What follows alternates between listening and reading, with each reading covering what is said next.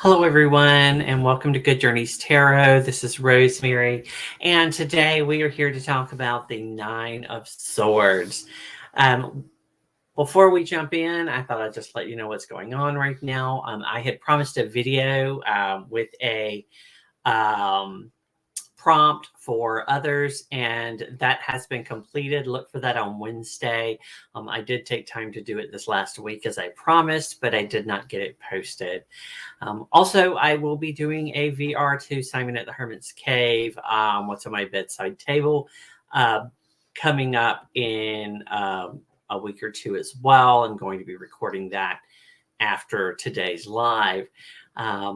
Also coming up in the next couple of weeks, hopefully, will be our time with Nina from Shuffle Tarot. I am going to be putting together that on tomorrow and connecting with her this week to set up a time. So without further ado, let's talk about the fourth card in my random study of the tarot. And I say random because I'm shuffling and pulling a card each week and studying them that way rather than studying them from the Fool through the King of Pentacles. So this week's card was the Nine of Swords, which is this very well-known image here from the Smith Waite edition, depicting anxiety, nightmares, what's keeping you up at night. And I just wanted to highlight my Instagram today to invite everyone to go over, if you haven't already, and follow me there, as I'm posting on a almost daily basis about my study and what is going on there. And it usually starts with the image that I'm going to be studying for the week. So if anyone wants to follow along, they may, but also so I can begin to put together my own thoughts on the card. This card is known as the Lord of Despair and Cruelty. It is Mars and Gemini. So it is about the battle of your thoughts, right? No. No.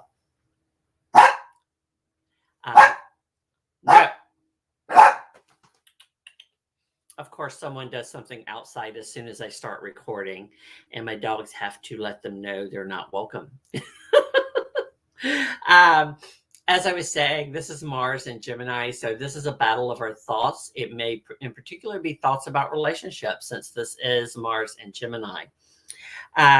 Several symbols that I want to highlight in here. You're going to see the blanket, which has the zodiac alternating in a pattern with roses.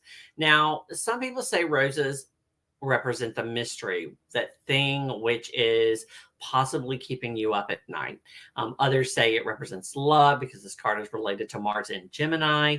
I tend to like the idea of mystery because sometimes you just don't know what is keeping you up at night.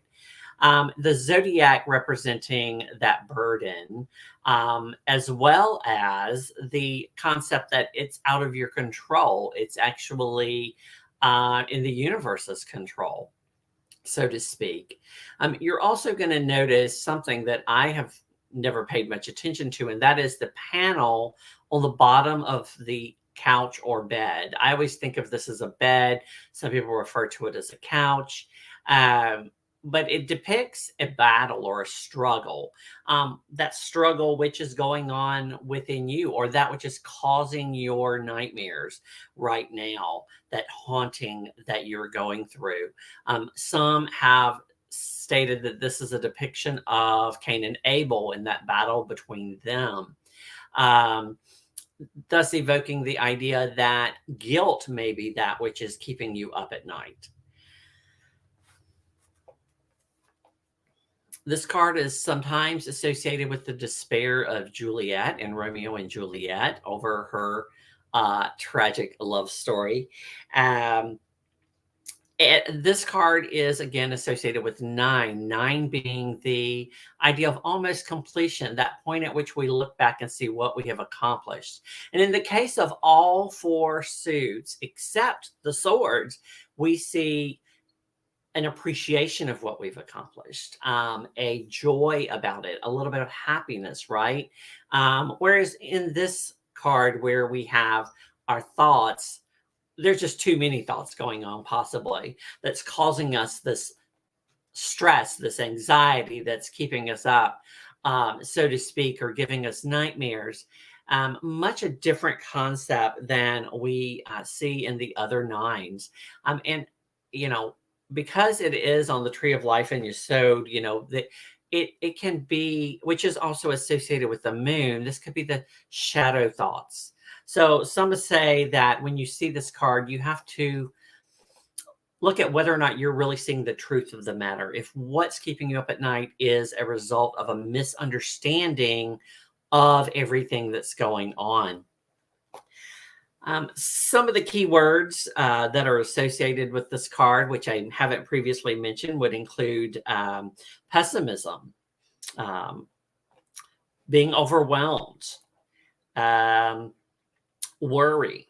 It could be about insomnia, obsessive thinking, a crisis, sometimes possibly death or failure, miscarriage, deception, or disappointment. Now, on the shadow side of this card, and there are a couple of possibilities. One is that it's complete hopelessness. There's no overcoming this, right? Severe depression, torment. Alternately, it could be the end of that worry, end of what's keeping you up, things brightening. And it could also be a martyr complex, right? That we're feeling like, you know, the world is against us when in fact it really isn't. This card is about allowing our fear to overcome us, and to distort the reality. And so I'm going to touch on that in a moment when we look at the card that I created for this. However, before we do, I want to show you some of the cards that I looked at this week during my study.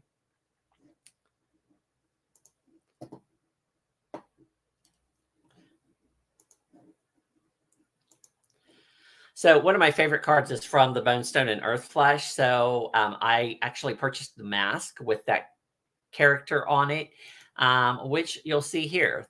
And again, this is the second Instagram post I usually make each week, showing off some of the cards that I like. Many are direct depictions of the Waite Smith Waite version, but sometimes you get things that are unique and unusual. I love everything about the Uncommon Tarot. They created a beautiful collage image here. Here's the Fyodor Pavlov, which is a version of that Waite Smith Waite image in a different angle, right? This is the card from the Spacious Tarot, which is this little mouse face with all these swords. I know that would be terrifying. Here we have the Ellis deck, a great depiction of the thoughts that are overwhelming us, right? Coming out of her head there.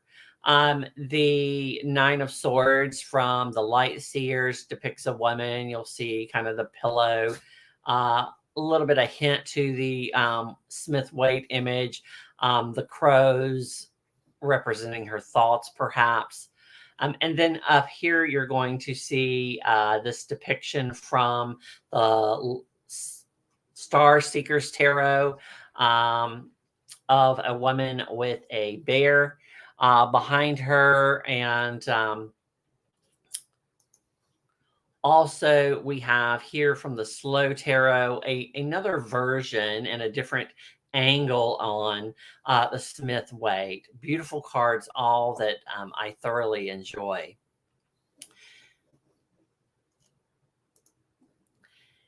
Finally, I usually check out Pinterest for cards from decks that I don't have, such as this one from the Gentry Smith Tarot, a take on the Smith Waite image that is gorgeous.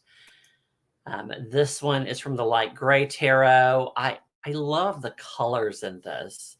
Very much a little bit modern day image of the swords as shelves.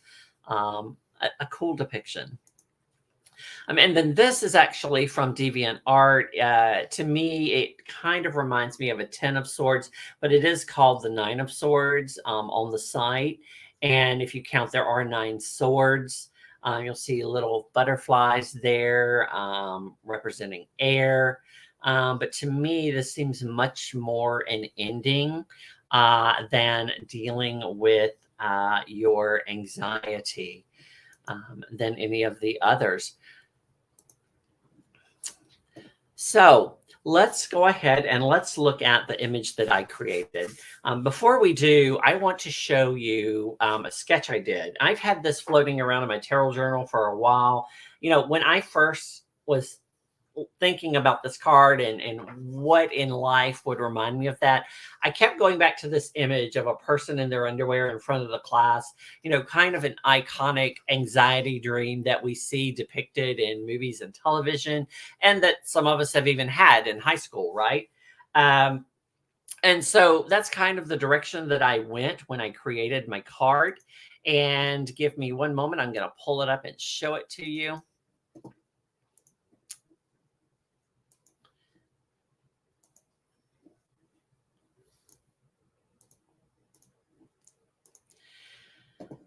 Here it is. You'll notice that it basically looked like the drawing I did. I mocked it up this way. One of the things that I did to kind of let me know it was a dream is that I wrote on the chalkboard backwards.